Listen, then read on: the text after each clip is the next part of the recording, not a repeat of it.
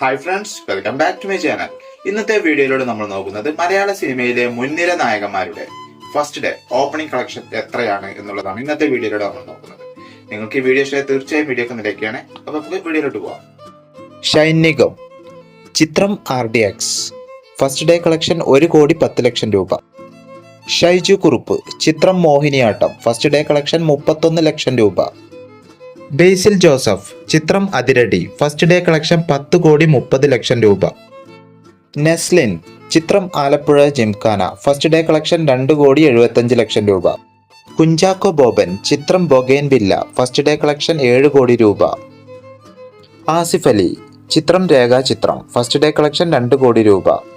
ജയസൂര്യ ചിത്രം ആട് 3 first day collection 18 കോടി രൂപ. ടോവിനോ തോമസ് ചിത്രം തല്ലുമാല ഫസ്റ്റ് ഡേ കളക്ഷൻ 3,50,00,000 രൂപ. നിവിൻ പോളി ചിത്രം Kayamkulam Kochunni first day collection 5,30,00,000 രൂപ. ദുൽഖർ സൽമാൻ ചിത്രം കുറുപ്പ് ഫസ്റ്റ് ഡേ കളക്ഷൻ 19 കോടി രൂപ.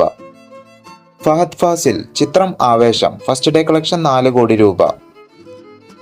പൃഥ്വിരാജ് ചിത്രം ആടുജീവിതം ഫസ്റ്റ് ഡേ കളക്ഷൻ 15 കോടി രൂപ. ദിലീപ് ചിത്രം ബബ്ബബ്ബ ഫസ്റ്റ് ഡേ കളക്ഷൻ 15 കോടി രൂപ. മമ്മൂട്ടി ചിത്രം പാട്രിയോട്ട് ഫസ്റ്റ് ഡേ കളക്ഷൻ 30 കോടി രൂപ.